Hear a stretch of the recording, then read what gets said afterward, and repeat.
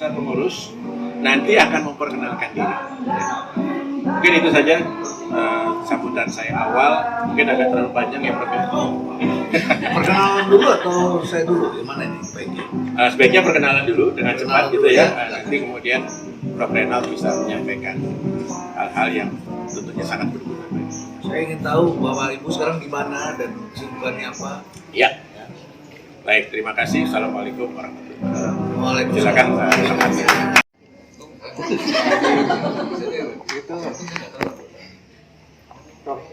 Tapi kan angkatan sama Mas Joko, sama Mas Fadli, sama Tony. Sebenarnya sama almarhum juga Imung ya. Kemudian juga masih ada yang lain, ada Mas Yuron. Terus ada Wildan. Ya. Icang. Barmen dua ya. Barman satu. Oh iya, Harijaya. Sama Raja Wali. Alexander itu akan juga Dalam Harum. Iya.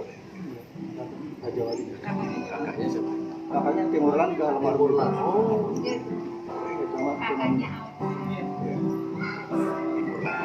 Ya, saya udah pensiun dari Kementerian Koperasi UKM. Udah jalan 4 tahun ini. Jadi sekarang udah jadi orang tua. Jadi kalau Bang konsultan pengamanan, saya konsultan religi. Udah kelihatan. Jadi warisan saya kan sempat COVID. Oh, jadi 3 minggu sempat nginep di hotel dan Wismandat sama Mbak Yuni juga. Sekarang bantu teman-teman. Terima kasih. Salam saya yang saya cintai. Pertama saya ucapkan terima kasih sudah mampir ke tempat saya. Saya berapa kali juga dihubungi oleh adik-adik untuk kesana pada waktu pandemi dan sebagainya, tapi situasi kita belum memungkinkan. Kemudian ya senang juga ketemu lagi, jadi tahu ingat-ingat lagi teman-teman lama. Waktu napak tilas tuh kita masih junior banget ya. Junior banget. Tapi kalau kita lihat tadi lumayan juga jauhnya ya. Jauh banget. Tapi dulu rasanya indah sekali ya. Indah sekali, hujan-hujanan, becek-becekan. Tapi sekarang kan makin sulit nih cari alam yang kayak begitu ya. Makin sulit. Tempat yang dulu kita bermain udah jadi perumahan, sampah di mana-mana. Ini kan penyebabnya sebenarnya sederhana. Penduduk makin banyak. Ya, penduduk makin banyak. Kita kalau saya lahir pada saat penduduk 3 miliar. Saya lahir 60. Tahun 60 itu 3 miliar penduduk muka bumi ini. Sekarang ini 7,9 miliar, Pak. 7,9 miliar lagi. Ya, coba lihat aja di World Clock Population. Itu setiap detik itu kelihatan tuh tambahnya berapa detik. Ya, 7,9. Makanya Maribaya sampah. Dulu Maribaya tempat kita liburan, air terjun. Saya bawa anak saya bilang ini dulu ayah di sini dulu. Tempatnya bersih. Begitu saya bawa ke sana, saya malu. Di air terjun itu sampah plastik gitu. Di Maribaya tuh. Dan lihat aja Lembang kan makin padat kan perumahan dulu. Dulu tempat saya camping tuh Lembang. Ya. Longsor kemana-mana, kemudian sampah di mana-mana. Jawabnya karena manusia banyak sekali. Ya, manusia banyak sekali kan banyak positif negatifnya. Positifnya jadi pasar. Kayak gini di pasar. Ya. Coba kita pergi ke negara yang penduduknya udah negatif, ya. sepi sekali. Nah, kalau positifnya itu pertumbuhan ekonomi, negatifnya ya orang jadi rebutan. Apalagi sekarang ini ada krisis energi. Waduh, krisis energi ini kan karena energi makin banyak dan ada perang lagi. Ya, Rusia sumber energi kan, dan mereka juga sumber makanan tertentu, tepung terigu sama jagung, gandum, minyak, biji bunga matahari. Akhirnya minyak goreng kita kan jadi naik karena orang rebutan alternatifnya kan. Jadi ada krisis energi pangan ditambah lagi buntutnya COVID kemarin. Semua negara menambah utang, semua negara menambah utang. Ada yang utang dari penduduknya, ada utang dari luar negeri. Luar negeri ada utang dari negara, dari IMF, ya atau World Bank, ada yang utangnya dari organisasi komersial. Sri Lanka itu semuanya ngambil, dari rakyatnya juga dia ngutang. Misalnya kita bikin bank, kalau kita bikin bank kan pasti bank ngutang sama kita kan, kita taruh uang sama dia kan. Jadi kalau kadang-kadang analisis ekonomi itu juga menyesatkan gitu. Utang negara tambah banyak, iya karena orang nabung tambah banyak kan gitu ya. Nabung tambah banyak kan artinya negara utang sama kita kan, uang kita di sana. Tapi juga utang negara ke luar negeri itu tambah banyak. Sebelum pandemi utang Indonesia di bawah 30% dari PDB. Dari PDB ya. Sekarang udah 42%. Amerika utangnya sudah 125%. Singapura 200%. Hampir 200%. Singapura ke Jepang. Jepang lebih besar lagi. Jepang kali yang hampir 200%. Singapura 100 lebih dari Amerika. Nah, celakanya lagi ada jebakan dari barat buat kita. Apa tuh jebakan? Macam-macam. Jebakan pertama, Amerika membuat PBB. PBB membuat IMF. Amerika membentuk PBB, Amerika membentuk IMF dan World Bank. Ya kan? Itu juga di situ kan kita jadi berutang sama mereka tambah kaya. Negara yang dikasih pinjaman terus sama World Bank itu cita-citanya mulia, memberantas kemiskinan. Ternyata negara-negara yang dikasih bantuan sebagian besar tambah miskin. Negara Afrika. Yang keluar tuh cuman Korea karena ada inovasi. Kemudian dia bikin dua itu. Nah, ketika tahun 98 dua organ itu termasuk merepotkan kita. Karena kita dipaksa swastanisasi. Aset-aset kita jatuh tuh ke Malaysia. Bank Niaga, Lipo itu jatuh ke Malaysia. Bank apa lagi ya? Bank-bank swasta itu kan jatuh terus ke luar negeri ya. Jadi mereka bisa main di sini. Kita nggak main di sana nggak bisa. Buka cabang nggak boleh. Di Malaysia, Singapura nggak boleh. Ya. Tapi itu karena desakan IMF, World Bank. Termasuk perusahaan yang dititipin ke saya hari ini, PT Pos. Sekarang market share-nya tinggal 1%. Kantor Pos dibikin sangat liberal. Ya. Nah, yang berikutnya lagi tahun 98 itu setelah kita jadi demokrasi itu muncul efek dari tahun 89. Tahun 89 itu kan perang dingin berakhir. Tembok Berlin roboh, masih ingat nggak waktu kita masih dulu kuliah tuh udah selesai sih ya. Kita lihat dulu di film Jerman Timur Jerman Barat, tembok Berlin roboh itu ya. Nah, sejak saat itu kan yang menang kan liberalisme. Semuanya liberalisme. Nah, muncul anak-anak yang liberalisme. Demokrasi kita jadi sangat liberal. Demokrasi lebih yang liberal. Singapura kan nggak mau demokrasi yang liberal. Malaysia juga nggak mau. Cina juga nggak mau. Tapi kita 98 hancur. Jadi mau nggak mau kita terima paket-paket itu. Terus kemudian pemantau pemilu, pemantau ini, pemantau itu. Bagus, tapi ada efek negatifnya. Termasuk pemantau korupsi. Saya di pansel KPK 4 kali atau 5 kali lah. Berhenti terakhir nggak jadi pansel karena panselnya perempuan semua. Destri. Nah, terus munculnya gerakan pemberantasan korupsi itu kan bagus ya. Tetapi ada efeknya. Jadi semua kita dipantau keuangannya. Orang yang korupsi dikejar-kejar. Akibatnya mereka juga cari akal. Duitnya ditaruh di Swiss. Swissnya bikin aturan-aturan yang nggak mudah dikeluarkan. Nah, terus kemudian karena takut di sini, konglomeratnya bikin kantornya di Singapura. Uangnya ditaruh di Singapura. Singapura bikin aturan, uangnya nggak boleh keluar cepat-cepat. Sekarang diikutin sama orang kita. Kemarin saya, sopir saya mau kirim uang ke kampung 15 juta, ya dari BCA. Mungkin rekeningnya nggak besar kan dia. Satu hari cuma boleh ngirim 5 juta. Jadi bank juga pinter gitu. Jangan-jangan di Singapura tuh Akiditio juga begitu kan. Duitnya ada jangan-jangan. Tapi nggak bisa keluar. Keluarnya dipirit gitu kan. Di sedikit-sedikitin gitu ya. Nah, gerakan pemberantasan korupsi di satu pihak itu bikin orang takut jadi korupsi di sini. Tapi korupsi nggak bisa dihapus. Akhirnya uangnya ditaruh di negara yang nampung. Lahirlah itu Cayman Island. Yang disebut tax haven itu. Dilindungi kerahasiaan perbankan dan sebagainya. Singapura nampung, konglomerat kita taruhnya di sana gitu ya. Duitnya nggak bisa pulang ke sini. Dikasih tax amnesty juga ditahan di sana, gitu ya. Nah, negara-negara itu walaupun krisis utangnya lebih gede dari kita, nggak pernah kesulitan keuangan. Karena cadangan devisa kita sebagian ada di sana. Di Singapura, di Cayman Island, di British Virgin Island, di Hong Kong, di Cyprus, di Malta, ya, termasuk yang kemarin tuh binomo dan sebagainya, duitnya ditaruh di gitu-gituan. Ya. Dan baliknya bakal susah. Mereka lakukan skema-skema yang nggak mudah juga, gitu ya. Dilacak aja nggak mudah. Tapi Indonesia sekarang masih sudah ada perjanjian karena desakan dari LSM internasional juga. Nah, di negara itu mereka justru menjadi makin kaya. Nah, gerakan-gerakan ini memang dibikin menjadi liberal untuk mempertahankan hegemoni global, gitu kan. Sementara sekarang power sendiri kan bergeser. Dulu power itu namanya super power. Nah, waktu saya sekolah ke Amerika, saya datang ke Amerika tuh bangga, oh ini super power. Super power tuh semuanya dia kuasai kan.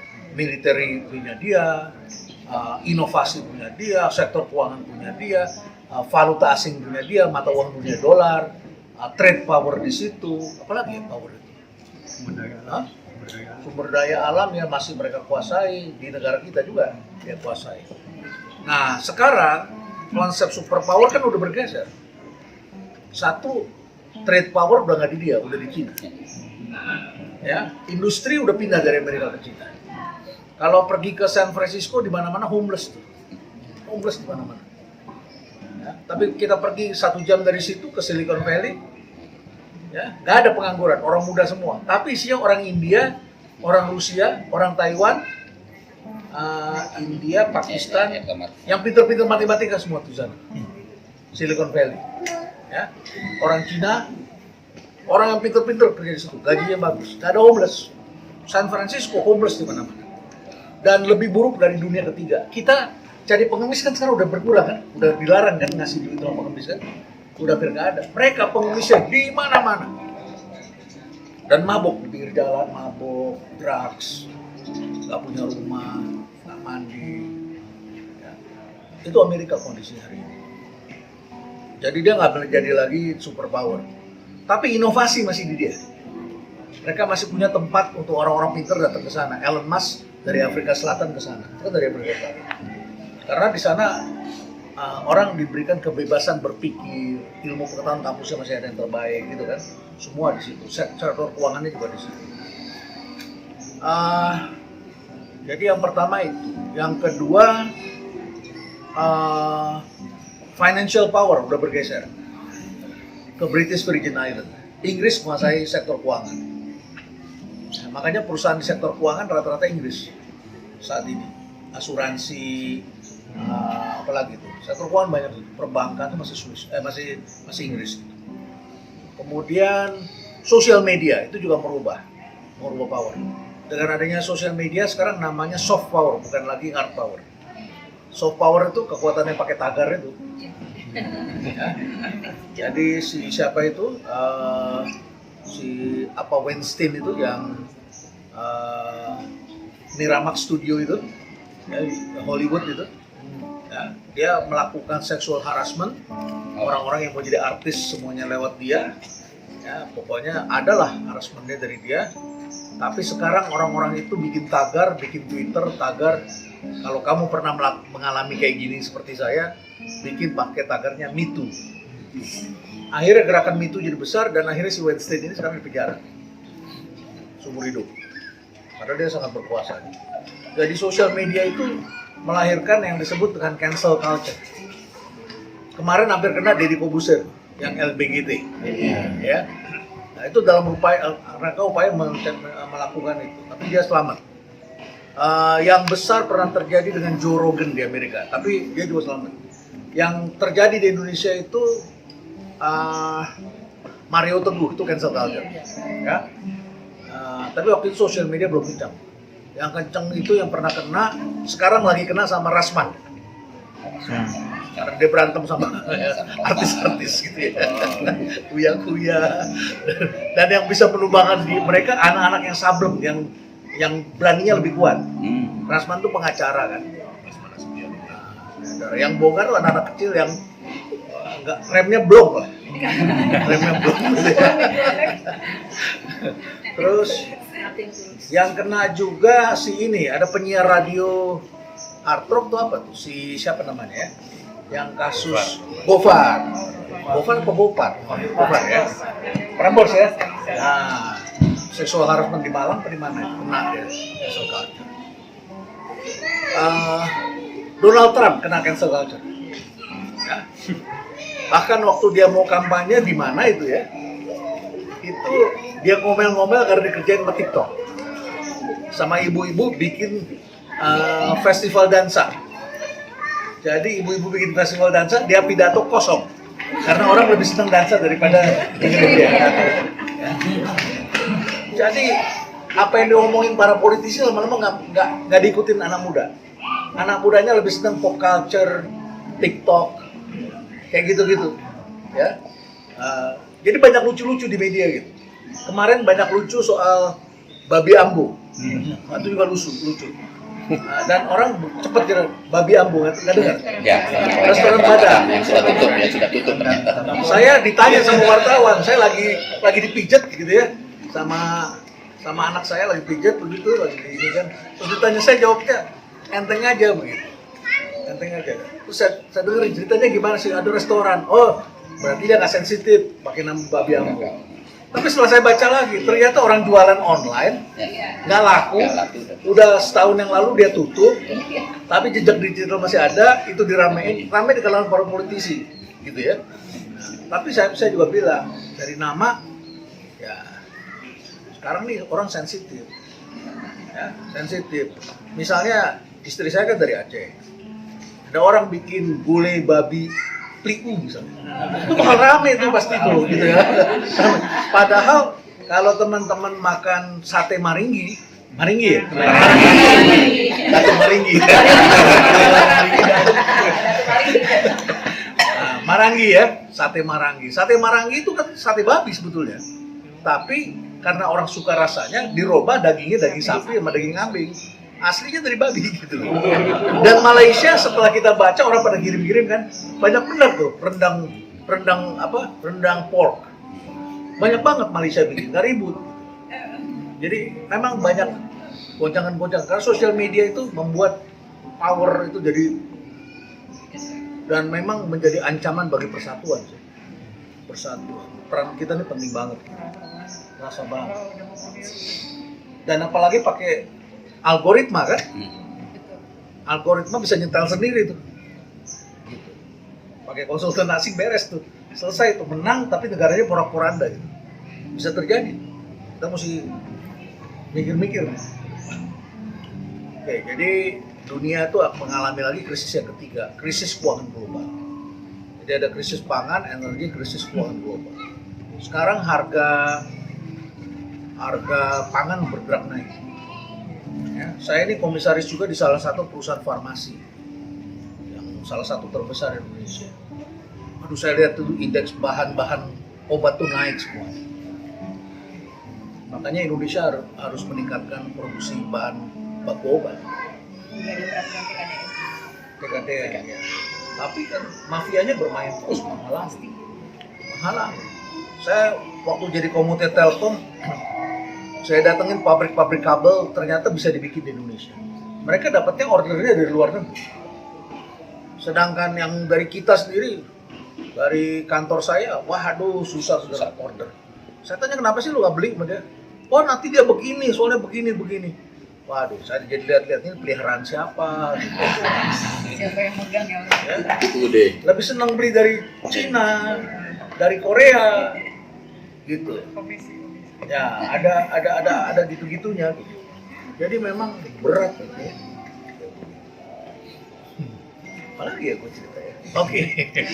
Buku yang lagi saya bikin judulnya World 4.0. Jadi World 1.0 itu adalah ketika science belum mencapai jurnal. Galileo dulu kalau bikin publikasi pakai anagram. Ya, anagram tuh kode-kode sandi gitu. Untuk memberitahu kepada orang bahwa itu saya udah temukan cincin Saturnus. Nanti kalau ada orang lain nemukan, kan gue udah ketemuin. Tapi kan gue nggak ngerti. Ya gue bikinnya anagram. Gitu. Cuma gue yang ngerti. Dulu gitu.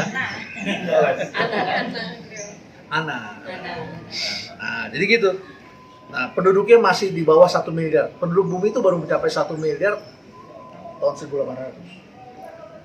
Ya, bayangkan tuh, jutaan tahun tuh baru jadi. Dan sebelumnya manusia belum mencapai peradaban seperti sekarang. Tingkat kematian dulu tinggi. Kenapa penduduknya nggak sampai 1 miliar? Ya, yang mati banyak karena sainsnya belum berkembang. Makanya orang tua dulu punya anak jadi banyak karena separuhnya meninggal. Bahkan 2/3-nya meninggal. Dokter kalau bantu melahirkan, barangkali dulu nggak cuci tangan. Guntingnya nggak dicuci lagi barangkali. Nggak disteril dulu itu. Kalau belajar dokter tahu lah. Ya. Makanya dulu ada Black Death dan sebagainya tuh. Ya. Kematian massal itu. Terus setelah 1800 dari 1 miliar menjadi tahun 1960 menjadi 3 miliar. 3 miliar. Katanya bumi itu hanya cocok ditinggali 3 miliar jiwa. Itu space banyak lah. Ruang-ruang untuk bernafas banyak, sampah nggak terlalu banyak. Tahun 98 kita terlena kan, krismon kan. Nah itulah 97-98 capai 6 miliar. Nah, transisinya kenapa jadi 3 miliar? Kan ada sains kan, ada inovasi, teknologi otomotif, orang pergi lebih jauh. Jadi kita nih menjadi manusia seperti sekarang nih proses evolusi sebetulnya. Kebayang nggak dulu waktu orang tinggal di goa-goa, belum mengenal Tuhan. Kalaupun ada Tuhan masih belum monotheism kan, belum Tuhan satu. Ya, tapi masih Tuhan yang banyak. Begitu. Orang tinggal di goa takut ketemu orang lain, ketemu orang kelompok lain dibunuh, bisa dimakan dagingnya, masih ada mitos gitu-gitu kan. Terus mulai hidup menetap, hidup bertani. Nah, pada saat pertanian di tepi sungai, manusia mulai mencari Tuhan. Makanya kan ada jejaknya tuh piramid di Mesir dan sebagainya gitu ya. Manusia mencari Tuhan. Sampai terus kemudian Tuhannya menjadi monotheism gitu ya. Nah, itu kan berarti manusia mulai bisa menghormati manusia lain. Itu kan maknanya kita beragama kan, selain kita mengenal dia juga mengenal ciptaannya, menjadi lebih bisa bekerja sama. Nah, ketika manusia bisa bekerja sama, manusia mulai dengan perang. Karena itu proses membentuk bangsa menjadi lebih besar. Ya, kerajaan-kerajaan bertempur jadi negara dan seterusnya. Nah, setelah itu kolaborasi antar bangsa. Kalau kita pergi ke Toulouse di Prancis, itu kita bisa lihat itu di pabriknya Airbus itu ada orang Sikh yang pakai topi Jepang terus itu kan. Ada orang Yahudinya di situ yang pakai topi ininya. Ada orang Rusianya, ada orang Arabnya. Kalau teman-teman naik pesawat misalnya Emirates atau naik Qatar, pas diumumkan mereka pasti sering diumumkan. Krunya dari 18 negara. Singapura Airlines saja begitu. Ya. Kemarin saya pulang dari luar, di Emirates diumumkan krunya berasal dari 18 negara. Karena menuju Jakarta, pursernya orang Indonesia. Jadi manusia bisa bekerja sama tuh karena agama tuh penting untuk menyatukan manusia sebetulnya. Ya, bekerja sama. Kalau kita sekarang ribut-ribut, bagi saya lucu. Karena kita bisa bekerja sama kan karena keluar dari goa yang tadinya bertempur. Ya. Dan manusia dengan story ini menjadi lebih cerdas. Kan agama diajarkan dengan story. Sejarahnya sih begitu. Nah, kemudian 1800 mulai revolusi industri ke 1900-an. Harga mobil makin murah. Orang bikin jalanan, kereta kuda hilang, itu disrupsi pertama terjadi. Kereta kuda masuk kandang, kuda-kuda nggak bisa dijual, orang ganti mobil, orang bepergian lebih jauh, pariwisata mulai hidup, jalan raya dibangun, industri peminjaman uang berkembang karena orang pinjam uang buat beli mobil.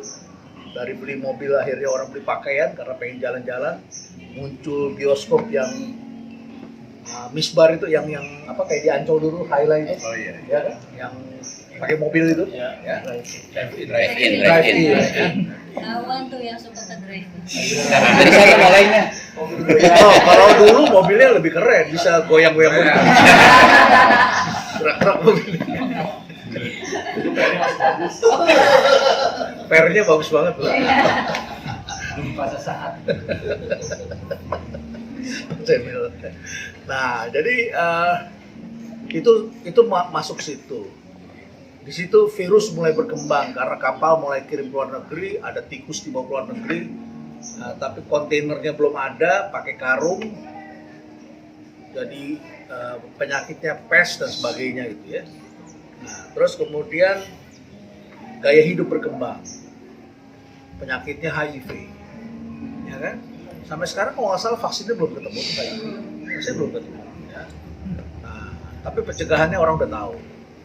Kemudian setelah itu revolusi industri berkembang, muncul disrupsi yang kedua, masuk ke teknologi digital habis perang dingin tuh. Muncul disrupsi kedua, masuk ke dunia digital. Ini yang berbahaya buat kita. Karena kita ini orang-orang lama. Orang lama dengan pengetahuan lama, ngajarnya masih ngajar ilmu lama ketika di kampus, sedangkan lulusannya itu sudah bekerja dengan cara yang baru. Dunia digital itu bukan cuma merubah teknik produksi, tetapi juga cara produksi berubah, cara kerja berubah. Orang nggak harus lagi kerja di kantor, ya. Serangan tenaga kerja asing tidak relevan. Yang paling relevan itu adalah serangan dari robot dan chatbot. Gitu loh. Di BRI orang yang kerja di customer contact sudah hilang. Ya, lumayan tuh 1000-an orang tuh. Diganti sama chatbot namanya Sabrina. Pokoknya ada Bri-nya lah. Unilever diganti sama Jema, 1000 orang hilang. Ya. Di PT Pos dari 500-an tinggal 200 dan akan hilang nanti karena pakai chatbot. Polantas pun akan hilang, digantikan e-tilang, ya, CCTV. Penjaga pintu tol sudah hilang dan sebentar lagi makin hilang. Karena langsung plus tadi kan, ya. Nah, orang semuanya masuk ke control room, jumlahnya juga makin sedikit. Jadi adik-adik kita nanti saingannya robot. Makanya sekarang sudah dibikin namanya Cobot, kolaboratif robot. Jadi saya udah lihat McKinsey bikin di Singapura labnya. Orang di sini depannya robot kerja kita. Dan robot kan nggak kenal capek, nggak komplain, bisa 24 jam kerja. Kerjaan yang berbahaya sudah mulai diambil robot, pelacak bom. Ya, kalau Densus masuk ke satu rumah yang diduga ada bahan peledak, masuknya robot, gitu kan? Pemadam kebakaran nanti juga tinggal pakai robot. Jadi tantangan ke depan tuh bukan TKA. Kalaupun TKA bukan dari Cina, karena Cina lebih kaya dari kita. Datang dari negara yang lebih miskin. Ke depan itu Myanmar, Pakistan, Bangladesh, India karena masyarakat juga mayoritas masih miskin. Ya. Sri Lanka yang lagi goyang ini sekarang lagi masuk ke negara lain. Kalau teman-teman pergi ke Amsterdam, 80% pekerja servis yang ketemu kita di jalanan, di supermarket, di restoran, itu 80% orang asing. Orang Belandanya makin terpinggir. Pekerja bangunan orang udah nggak mau pakai orang Belanda, mahal. Di Prancis juga begitu, banyak orang Maroko. Portugal, hampir semuanya orang Timur Tengah. Kalau kita cari restoran yang banyak kebab, ya. Saya keluar dari Portugal mau tax refund, harus tax refundnya di money changer, ditolak. Tapi begitu lihat istri saya karena berjilbab, terus kemudian orang langsung yang lain, Assalamualaikum katanya, dikasih refund. Akhirnya kita wawancara, lu dari mana? Dari Syria. Solidaritas dia. Teman. Ya, kayak gitulah. Jadi Portugal mayoritas banyak orang Arab sekarang yang kerja di sana di Portugal. Nah, karena Syria, kasus Syria, goncangan di Timur Tengah itu mengakibatkan migrasi. Nah, PBB hari ini meramalkan ada 109 negara yang terdampak dari tiga krisis tadi. Krisis keuangan, energi, dan pangan. Ya, Mesir lagi kena goncangan karena harga pangan mahal sekali. Turki sedang kena hari ini. Setelah Sri Lanka, di Asia kemungkinan Malaysia kena. Kalau mereka nggak bisa atas ini kan prediksi dengan kondisi ekonomi kemarin. Kalau mereka dapat pemimpin yang hebat bisa berubah. Kan masalahnya di situ. Orang ketemu jalan keluar apa enggak? Ya, apakah dunia akan menjadi buruk? Dari dulu ramalan Robert Malthus ternyata tidak menjadi kenyataan. Robert Malthus itu meramalkan bahwa bumi kalah dengan pertumbuhan manusia. Kemampuan bumi menghasilkan pangan kalah. Setelah saya perhatikan, setelah saya baca bukunya Harari, yang Sapiens dan Deus itu, ternyata manusia itu makhluk yang inovatif. Selalu cari jalan keluar. Ya, kayak pandemi ini sebetulnya membunuh akan jutaan orang. Tapi manusia punya akal menghasilkan vaksin dalam waktu cepat. Bahkan sainsnya pun berubah. Sekarang muncul Facebook Scientist. Ya, Facebook Scientist. Apa ya kita masih perlu pakai Scopus? saya malas publikasi Scopus. Orang pada bilang, Pak Renald jurnalnya mana? Gue malas, mending gue bikin buku di sini yang baca ratusan ribu orang. Scopus. Ya, udah bangga kalau yang baca 100 orang gitu kan. Yang site, banyak lagi. hah? Iya, kalau di Facebook lebih banyak lagi. Facebook lebih banyak. Nah, vaksin itu pengembangannya lewat Facebook. Jadi orang Wuhan, profesor siapa itu yang menemukan itu, gambarnya dia copy kasih temennya di Australia masukin di Facebook, terus para ahlinya kolaborasi di Facebook. Kalau kasih ke jurnal dulu, udah banyak yang mati orang. Nah, tapi ini vaksin ini adalah vaksin hasil eksperimen. Plus minusnya kita nggak tahu, karena pada sejumlah orang kemungkinan besar ya, walaupun jumlah orangnya kecil, itu ada juga yang nggak cocok kemungkinan. Tapi kita menjadi lebih aman kan, karena saling ketemu jadi bisa sekarang ini. Sains berubah, publikasi semakin banyak, nggak bisa ngantri di Scopus. Kemudian apalagi ya, teknologi bergeser ke digital. Semakin digital, pekerjaan ke depan itu banyak yang mengagumkan. Saya baru mulai masuk ke, saya sekarang punya profesi baru, jadi YouTuber. Sejak Januari kemarin. Yang meledak itu yang flexing kan? Iya. Flexing itu, ya. Menjelaskan itu kayaknya bohong-bohongan. Itu saya yang pertama kali bilang, tuh kayaknya bohong-bohongan tuh. Pasti sebagian itu nipu, saya bilang. Tapi terus jadi populer kenapa? Karena orang yang lagi berantem mempopulerkan. Misalnya Nikita Mirzani lagi ribut sama Juragan, dia sebarin. Misalnya lagi siapa gitu yang lagi ini gitu ya. Wah, tiba-tiba yang nonton 3 juta. Nah, dari situ saya ngerti. Ternyata jadi YouTuber itu menghasilkan uang. Menghasilkan uang. Saya selama ini malu kan jadi YouTuber kan. Saya nggak suka ngikut-ngikut. Jadi orang pada bikin, ngajakin, males gua. Saya bukan follower. Saya selalu create my own path gitu. Dan saya paling males gitu. Ketika saya misalnya masuk radio, jelasin tentang manajemen.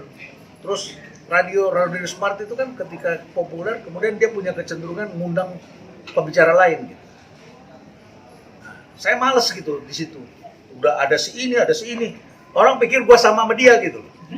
Ya kan? Terus orang panggil kita motivator. Padahal motivator nggak sekolah kan gitu kan. Saya gengsi, saya keluar dari situ. Kalau udah kerumunan saya keluar gitu. Saya nggak suka kerumunan, saya bikin yang unik-unik aja, biarin aja saya sendirian. Kayak ini kan bikinnya di kampung, dulu jalannya di tengah kampung. Tentu orang banyak datang. Ketika jadi kayak gini lain lagi. Nah, terus begitu kita baru mulai, itu saja baru sebentar, 1 bulan udah bisa 150 juta rupiah kita. Dari YouTube-nya bayar ke kita, kemudian orang minta di endorse banyak, ya. Tentu kita pilih gitu ya. Ternyata setelah saya lihat Deddy Corbuzier merek semua di mejanya. Wah, itu berapa tuh? Ternyata banyak orang yang jadi YouTuber itu menghasilkan uang. TikTok apalagi menghasilkan uang. Jadi cara-cara baru muncul. Nah, akibatnya pemain lama berantakan semua. Sekarang ini penjualan kosmetik yang besar-besar kalau saya lihat tuh, yang go public itu naiknya cuma berapa, utangnya berapa, salesnya cuma berapa miliar. Datang anak-anak muda kesini yang bikin kosmetik indies itu, yang pakai glow itu. Distributornya anak-anak muda, industri rumahan, pasang wifi aja, ternyata mempunyai 40.000 reseller dalam waktu sekejap. Gimana nggak mereka kaya raya? Dan itu ada ratusan hari orang yang kayak gitu, bikin kosmetik. Ditambah lagi industri maklun berubah. Jadi sekarang kita bikin Kosmetik nggak harus punya pabrik. Cari pabrikasinya, nggak perlu izinnya, mereka yang punya izin. Ya, yang penting kita tahu formulanya yang benar, mereka bisa kasih tahu kita kemasannya berapa. Dulu harus bikin ratusan ribu, sekarang puluhan ribu itu udah bisa, Andri. Jadi berubah, tinggal nebeng aja. Promosinya lewat sosial media, kasih diskon orang. Dunia berubah, cara-cara baru berubah. Nah, saintisnya marah yang lama. Misalnya akuntan. Tadi jelek yang kata. Sampai akuntan tidak bisa terima perusahaan bakar duit. Perusahaan rugi go pabrik, dikulitin semua sama akuntan. Ya. Akuntan bingung bagaimana perusahaan nggak punya aset tapi kok nilainya tinggi gitu. Padahal perusahaannya rugi, bingung. Akhirnya saya kasih aja buku yang saya baca, judulnya The End of Accountant. Untung udah pensiun, Mas. Padahal dia nulis akuntan, profesor di Yale, Columbia, profesor Columbia. Dia bikin buku The End of Accounting. Waduh, teman-teman saya marah sama saya. Bukan marah sama penulis bukunya, marahnya sama saya. Karena saya sebarin, orang pada baca, jadi dan e-booknya kan ada. Ternyata apa? Beda. Karena orang kalau inovasi, bikin produk bagus, baru mulai kan nggak untung. Startup itu kan nggak untung, baru namanya juga start. Kan nggak mungkin dapat duit dari bank. Makanya dia datengin orang yang percaya sama dia, investor. Nah, investor itu nggak pakai jaminan. Yang dilihat investor bukan masa lalunya. Kalau akuntan yang dilihat yesterday, historical base kan, historical, data historis. Sampai 31 Desember 2021, asetnya sekian, profitnya sekian. Kalau bertahun-tahun profit, ke depan akan profit lagi, naik lagi nih, gitu kan?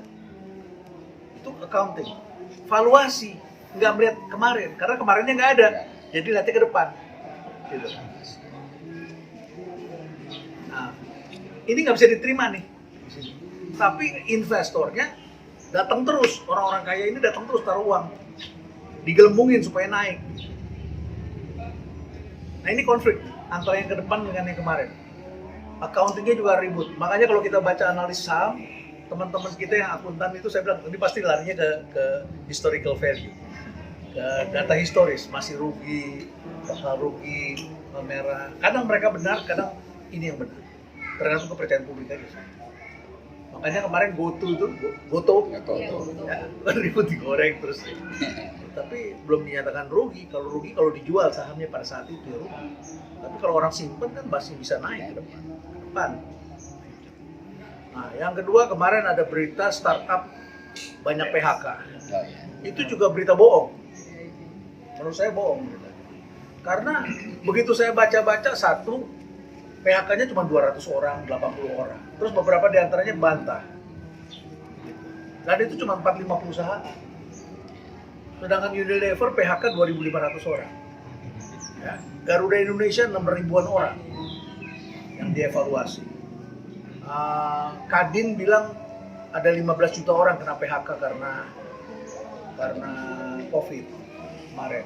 Airbnb PHK 200. Ya. Nah, tapi startup nggak banyak. Dan startup akan jalan terus. Tapi startup memang selalu beresiko, namanya perusahaan baru. Bayi baru tumbuh kan beresiko. Bakar duit. Jadi, nah, terus kalau dikatakan ini pecah, orang akan berhenti bikin startup, itu juga nggak benar. Kenapa? Karena startup itu inovasi. Dalam situasi sulit, manusia selalu berinovasi. Itu karakter manusia yang tadi saya bilang. Makanya ramalannya Malthus nggak kejadian. Malthus kan orang Inggris. Apa yang terjadi ketika ada potato famine di Inggris? Justru orang kemudian menemukan pulau baru di luar Inggris. Bermigrasi, menemukan transportasi kapal, bikin revolusi hijau, bikin pupuk. Nah, sekarang orang bikin makanan baru. Sapi berkurang, nggak ada sapi, orang makan kerbau. Kan yang sekarang mulai teman-teman beli daging tuh bukan lagi dari jagal sapi sekarang, dari toko daging Nusantara yang deket-deket rumah tuh. Ada kan? Iya. Nah, itu daging kerbau mungkin dari India. Terus daging beku. Sekarang orang sudah mulai biasa beli. Dulu kan nggak percaya. Nah, Tapi lebih jauh lagi sekarang di Amerika lagi dibikin daging kayak yogurt gitu. Yang kayak tisu culture gitu. Jadi diambil apanya gitu dari lendirnya sapi, kemudian dibiarkan kayak yogurt di lab jadi daging. Tapi masih mahal nih karena masih produknya masih sedikit. Peternak di Amerika marah besar. Mereka bilang nggak boleh dikasih nama daging ya. Sama juga dengan ini rendang babi, yang nggak boleh ada kata padangnya. Kalau lu ngomong rendang babi aja nggak apa-apa, tapi jangan tulis padangnya gitu. Gitu aja. Karena Malaysia juga bikin rendang babi. Ya. Nah, jadi nggak boleh ada kata dagingnya. Itu orang Amerika tuh marah bener sama apa itu. Karena manusia tuh akalnya selalu begitu. Nah, jadi kalau kita meramalkan masa depan sulit, bisa iya bisa enggak, karena manusia selalu cari akal. Gitu. Tapi yang terjadi manusia keluar sekarang. Satu keluar ke metaverse, ke dunia hayalan, ya. Ini lagi dimulai dibangun augmented reality di sini. Jadi nanti mungkin setahun lagi kalau teman-teman datang ke sini bisa lihat musang. Kita lepas musang di hutan bambu. Nanti saya ajak jalan ya, lepas musang. Kenapa lepas musang? Karena di bawah kalau tanam hutan bambu pasti ada ular, kobra. Ya. Ini saya ngomong gini nggak takut karena main was. Kalau saya ngomong ada tamu yang lain, nggak jadi dong kita. Bentar dulu, ada musang. Karena musang makan ular. Tapi lu nggak bisa lihat siang, adanya malam. Musang itu keluarnya malam. Terus di sini nggak ada lagi orang, ini kan 7 hektar misalnya. Nggak ada lagi orang membunuh biawak. Biawak tuh makan telur ular. Dia nyari. Makanya tamannya di situ kurang bagus karena biawak suka jalan situ. Biawak itu besar-besar di sini. Dan lucu. Biawak itu lucu. Dia takut sama manusia.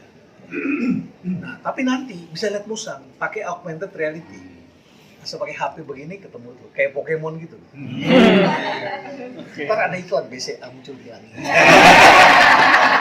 Atau orang musangnya lewat cabang BCA gitu. Atau di dada musangnya ada tulisan BCA. Gitu lah. Bisa jadi-jadian. Itu musang berjanggut. Pakai teknologi nanti itu. Anak-anak tuh udah seneng kayak gitu. Nah, jadi orang escape ke dunia meta. Kemarin itu saya takut orang dilusi kalau secara psikologi ya. Karena pakai Oculus kan gitu kan. Tapi sekarang sudah ada HoloLens. Jadi HoloLens itu bisa ngelihat itu, tapi tetap ada kacamata tembus, jadi tidak keluar dari reality. Itu escape pertama ke metaverse. Escape kedua ke alam, ke antariksa. Itu yang dilakukan Elon Musk. Dia udah bikin roket yang bisa dorong pesawat ke Mars itu. Padahal beberapa tahun yang lalu Michio Kaku bilang itu perlu pesawat yang intergenerational. Jadi kalau misalnya kita pergi ada berapa pasangan di bawah gitu astronotnya, nanti generasi pertamanya mati di perjalanan, generasi ketiga itu akan sampai menjadi Nabi Adam di planet Mars. Dia bilang begitu karena butuh waktu panjang sekali, 75 tahun atau lebih untuk sampai ke sana. Ternyata sekarang manusia sudah berhitung pada saat Mars dekat dengan bumi itu bulan Juni itu manusia baru terbang, terus caranya juga ada, roketnya juga ada. Terus Elon Musk lebih hebat lagi, dia bikin roket yang bisa balik lagi nggak dihancurin. Kalau dulu kan dibuang ke laut, ya, sekarang bisa balik lagi, bisa dipakai lagi. Kata Elon Musk udah piknik dulu ke sana sebelum kita tinggal di sana. Gitu. Jadi akan ke sana. Tapi tahun 40-an ada profesor dari Rusia namanya Kardashev kalau nggak salah. Dia bikin indeks Kardashev tentang peradaban manusia. Dia gabungin antara fisika dengan antropologi dan sosiologi. Dia gabungkan, menurut saya agak rumit itu perhitungannya. Tapi masuk akal gitu. Dan dia menghitung peradaban manusia dilihat dari konsumsi pangan dan energi. Which is saat ini adalah indeksnya masih baru capai di bawah 1. Kalau di bawah 1 itu artinya kita masih menghabiskan fossil fuel. Akan menjadi 1 kalau kita sudah pakai solar cell. Nanti akan terus lagi keluar, manusia akan keluar tinggalnya tidak di bumi saja, tapi antar planet. Jadi galaktika. Terus kemudian mulai manusia masuk ke tahapan berikutnya menggunakan energi yang berasal dari planet lain. Masuk akal sih, sampai nanti mencapai level 4. Sekarang 1 aja belum. Jadi kemungkinan manusia punah atau bumi punah Masih lama ya, Prof. Masih lama. kalau pakai itu, indeks itu masih lama. Karena manusia adalah makhluk yang berpikir, selalu mencari cara. Gitu. Makanya banyak ramalan yang itu nggak jadi kenyataan. Tahun 75 tuh ada pertarungan akademis antara 2 profesor. Satu adalah profesor biologi yang mengangkat kembali gagasannya Malthus itu, bahwa sebentar lagi akan kelaparan. Satu lagi profesor bisnis namanya Simon. Nah, terus mereka taruhannya harga saham. Kalau benar-benar terjadi kelangkaan, maka saham saham logam mereka ambil. Maka harga sahamnya nanti akan jatuh gitu, karena rugi kan, gitu, karena harganya naik. Terus ternyata harga saham terus mengacu kepada harga tambangnya. Ternyata 10 tahun kemudian yang menang adalah yang mengatakan tidak mungkin terjadi kelangkaan, karena harga tambang bukan naik tapi turun. Kenapa begitu? Karena manusia menginovasi. Dulu harga tambang kobalt murah, sekarang kobalt naik. Aluminium sekarang naik. Rare earth ya, itu naik karena sekarang orang pakai baterai. Sementara harga tambang tertentu turun karena mulai nggak dipakai. Karena manusia selalu berakal mencari cara. Dan sekarang ini dalam situasi ini, inovasi akan lanjut terus. Makin gila sebenarnya inovasi saat ini. Karena kesulitan tambah banyak, makin kompleks. Nah, kalau udah seperti itu, startup akan ada terus. Karena startup itu ciri-cirinya adalah satu, usaha rintisan, masih baru, nggak dibiayai oleh bank, tapi dibiayai oleh investor. Dan supaya bisa dibiayai oleh investor, harus yang inovatif, pakai teknologi digital, pakai ekosistem, kemudian tumbuhnya, nah ini gilanya, tumbuhnya tidak lagi seperti waktu kita belajar. Kalau dulu kan kita belajar sekolah itu pertumbuhan 5%, 7%, linear kan. Nah, sedangkan startup pertumbuhannya eksponensial. Naik ke atas. Jadi bukan 5% tapi 500%, 5.000%. Gitu. Makanya harganya naik terus. Jadi apakah startup akan habis? Menurut saya enggak. Startup akan ada terus, inovasi akan ada terus. Karena tidak bisa dibiayai oleh bank, manusia cari yang lain. Kenapa nggak bisa dibiayai oleh bank? Karena berisiko usaha baru. Bapak Ibu coba deh bikin laundry, nggak punya jaminan, punyanya cuma usaha laundry, inovatif, pembelinya banyak, bank mau kasih nggak? Enggak lah, nggak ada, masih beresiko gitu, belum ada masa lalunya, apalagi belum ada jaminan, kayak gitu. Tapi ntar kalau sudah laku baru orang. Jadi gitu. Nah, kalau teman-teman tanya nih gimana rumah perubahan, ini berawal dari dulu buku Change, berapa itu ya? Berapa dulu? 2000 awal ya. Nah, itu bukunya laku dan saya lagi usaha nggak mau disebut orang marketing karena kan saya nggak suka kerumunan. Kayaknya orang gampang bener jadi pakar gitu kan. Saya bilang aku nggak mau ke situ. Saya sekolah jadi saya belajar strategi. Jadi kita bikin strategi. Nah, setelah saya bikin itu, saya beli tanah di tengah-tengah kampung di situ, di dalam nggak ada jalan keluarnya. Saya kasih nama rumah perubahan. Itu juga nggak gampang. Ternyata banyak orang telepon ke sini. Berapa ongkos ngebetulin rumah? Jadi resepsionis saya ditelepon orang begitu, dipikirnya nih tempat untuk betulin rumah. Renovasi. Terus pelan-pelan kita perbaiki. Tadinya saya pakai tempat ini buat bimbingan mahasiswa. Lama-lama mahasiswa saya tanya, Pak, saya dari kantor saya mau pakai buat training, boleh nggak di sini? Boleh, tapi nggak ada kantornya. Jadi kita bikin kantor. Nah, ada penginapan di sini dulu, jalanan juga belum sampai, tolnya belum sampai ke sini. Nah, terpaksa kita bikin kamar-kamar, tambah tanah. Orang jual tanah kita beli, tambah-tambah bisa luas. Nah, 2 tahun terakhirnya di sini penuh orang pelatihan. Jadi banyak orang datang setiap hari itu bisa ratusan orang nginep di sini. Ya. Pandemi kesulitan kita. Sedangkan pegawai ada 150-an orang harus digaji. Setiap bulan kita keluar 1,5 miliar untuk bayar gaji. Ya, kebersihan. Akhirnya kita pecahin tabungan, kita bikin gedung baru, kita bikin 5 gedung baru. Kerangka berpikirnya kalau setelah pandemi itu bikin orang susah dan orang jadi lemes, orang tidak bergairah. Setelah pandemi pasti orang akan ngamuk gitu konsumsi. Tapi kita harus siap. Nah, saya harus siapkan. Jadi saya pecahin tabungan, bikin area baru, bikin tempat baru. Nah, kemudian setelah jadi, begitu kita siap akhir Maret yang lalu, orang belum datang ke sini. Karena masih fase antara. Kalaupun ada kan kita lebih senang keluar negeri ya saat ini kan. Makanya Swiss ramai hari ini. Ramai Swiss. Ya, ke Davos kemarin juga ramai. Ya, Amsterdam itu kalau kita keluar dari Amsterdam itu perlu waktu 2-3 jam antriannya. Karena pegawainya sedikit, mesinnya itu banyak ditutup, tapi orang yang mau terbang banyak sekali. Turisnya udah kebanyakan. Ya. Nah, jadi ketika kami bikin, kita mikir bikin apa ya? Kita bikin festival Jakarta Escape. Ada penyanyinya kita undang, ada Elo, kita rencana mau undang Tulus. Karena kalau Tulus di Borobudur aja orang beli tiket dari orang Jakarta aja pergi ke Borobudur untuk nonton Tulus. Kita bikin, masih belum ramai. Nah akhirnya kita bikin ini, Sunday Market. Sunday Market.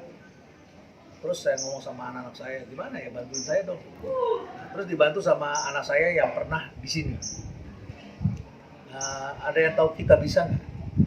Iya, Kita Bisa.com. Nah itu anak UI, Timi, dulu asisten saya. Jadi saya masih punya saham di Kita Bisa. Ya, saham sosial di situ. Saya karena didirikannya di sini di rumah perubahan. Kami modalin sampai 4 tahun dulu di sini. Setelah itu saya bilang saatnya lo keluar. Mau hidup mau mati lo harus merantau keluar. Kalau nggak hidup tuh. Kalau di dalam terus kan jadi anak manja. Kalaupun hidup ya jadi anak manja. Jadi saya suruh keluar. Dia jadi besar. Nah kemarin dia bikinin video-video. Setelah kita jalan, akhirnya kita bikin Sunday Market di sini. Begitu sudah minggu keempat, viral kemarin di TikTok.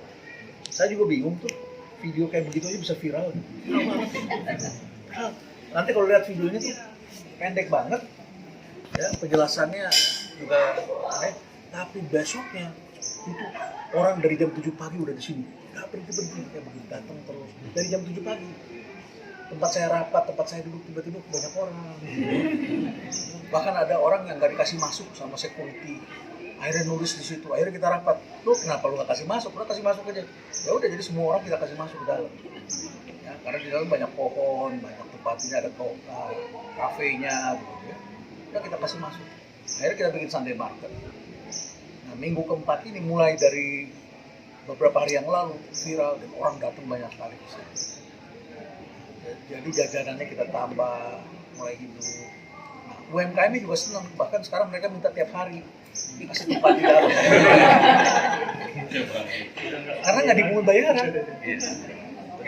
Saya bilang kalau lo untung di atas 1 juta, kalau lo dapat penjualan di atas 1 juta, kasih kita 15% aja. Gitu deh. Karena kita juga bayar pengamen, bayar guru senam di sini, biar orang supaya datang, bayar. Ada orang yang bawa reptil ke sini supaya anak-anak datang, ya. Ada komunitasnya. Sekali datang aja mereka kita bayar 750.000. Minggu lalu ada main angklung, satu tim 6 orang tuh harus kita bayar Sabtu Minggu 1,5 juta kayak gitu-gitu. Jadi uang recehnya banyak. Saya bilang lo kalau untung aja. Sekarang mereka minta, ini UKM dari mana? Mereka minta hari-hari biasa. Boleh saya bilang, tapi jam 7 udah buka ya saya bilang. Karena orang udah olahraga kesini jam 7 pagi, pengen makan nasi kuning, pengen makan bubur ayam, pengen ngopi, gitu. 7 ya. Pada mau. Ya udah, jadi saya biarin aja nanti mereka buka sendiri di dalam. Nah, jadi sebagai alternatif, jadi orang daerah-daerah yang nggak jauh ini, ternyata segmennya juga lucu. Segmennya mana? Menengah bawah atau menengah atas? Campur. Orang Indonesia nggak bisa lagi dibedakan segmen bawah, menengah atas, nggak bisa. Mas Gini, ya kalau mau coba di sana. Mas Gini atau Mas siapa yang mau? Mas Adi ya, yang di sana. Segmen tuh dinamis banget. Di sini ada orang yang kampung banget, kita pikir itu orang kampung. Tentunya mereka mau nyewa ini buat kawinan. Nggak nyangka loh kayak gitu. Nggak bisa lagi. Nggak bisa lagi. Terus kita lihat lagi, di pesawat kita duduk di bisnis gitu ya. Kita pikir ini orang kaya semua nih di sebelah kita. Kaya bener, punya duit dan bisa naik bisnis kan. Begitu keluar dari toilet kita, ya ini mah kelas bawah. Becek, kotor gitu ya. Terus kita lihat di YouTube tuh komentar-komentar orang yang ngaku kaya, yang punya mobil Lamborghini sebagainya. Terus mereka semua bilangnya dulunya orang miskin. Baru jadi kaya belakangan ini. Jadi banyak orang yang mendadak kaya saat ini. Tapi nggak jelas perilakunya, ada mobil Lamborghini tapi masih buang ludah di jalanan misalnya gitu loh. Masih kayak gitu. Jadi segmen tuh beda dengan orang Belanda, orang Amerika, orang Jerman. Bertahun-tahun growth-nya cuma begitu. Saya Eropa, saya naik taksi di mana? Volendam. Jemput sama orang, namanya Chung. Terus saya tanya, Chung, kamu dari mana? Saya dari Hong Kong. Udah berapa lama kamu tinggal sini? 20 tahun. Suka kamu sini? Flat. Flat gimana? Kalau di Hong Kong itu kan begini orang hidupnya. Di sini 20 tahun saya begini aja jalan hidupnya. Penumpang nggak naik nggak turun, begini aja katanya.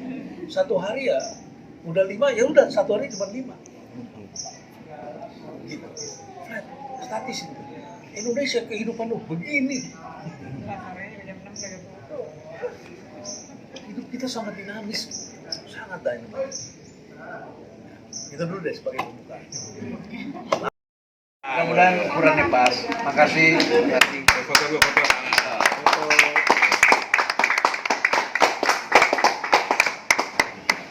Bajunya, pakai bajunya sekarang juga. Ambil perut tengah muat. Tenang dong, sudah dikondisikan. Sudah setengah mati usaha Jangan ternyata. depan, Mas. Hah? Udah kelihatan baru. Ternyata di usia tertentu itu memang ada tumbuhnya beda kita ya. Ke depan dan melebar ya. Mau intermittent fasting udah gak kuat udah sekuat itu. Suruh puasa 16 jam, 20 jam. Bisa Prof, kayak Deddy Kobusher. Setengah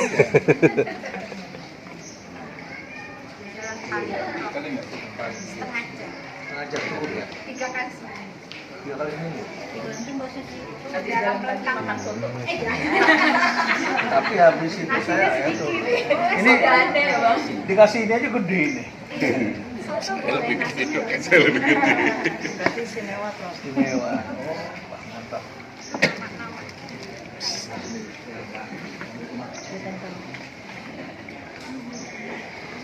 Iya keren. Mantap. Semoga cukup. Pakai slim. Baret lo nggak baret? Nanti disusulkan ya.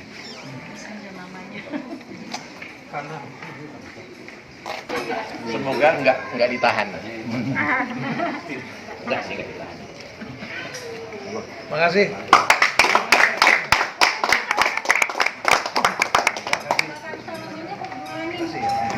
Kalau barat harus pengambilan barat dulu. Jadi rupanya agendanya pelantikan. Bayar. Ada lagi ya. Kita foto bareng ya, sekali lagi di sini ya. Setelah ini baru keliling. Soalnya baru